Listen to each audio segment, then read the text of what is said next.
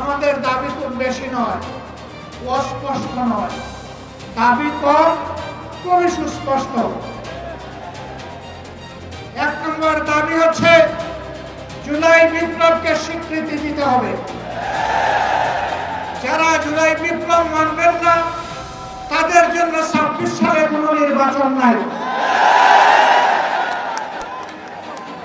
26-এর নির্বাচন দেখতে হলে আগে জুলাই বিপ্লবের স্বীকৃতি লাগবে,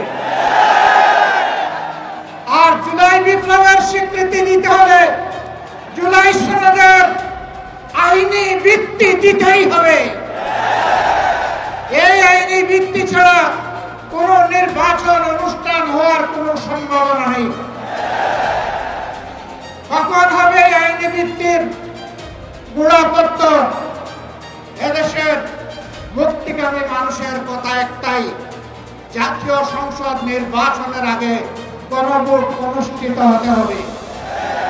গণভোটের ব্যাপারে সকল দল একমত, তাহলে তারিখ নিয়ে এই বায়নাবাজি কেন?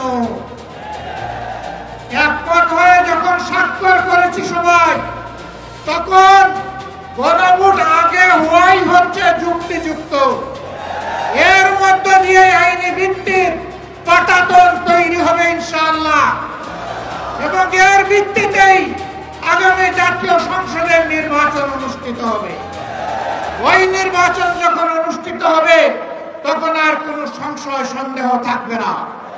আমরা চাই আগামী ফেব্রুয়ারিতে রোজার আগেই জাতীয় সংসদ নির্বাচন অনুষ্ঠিত হোক। এইটা নিয়ে কেউ ধূম্রজাল সৃষ্টি করার পায়তারা চালাবেন না, ওদূর পিণ্ডি বুদির গায়ে ফেলবেন না।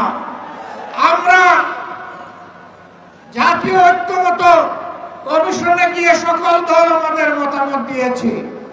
এই 8 দলের পক্ষ থেকে ডজন খানেক নোট অফ ডিসেন্ট আমরা দেই নাই।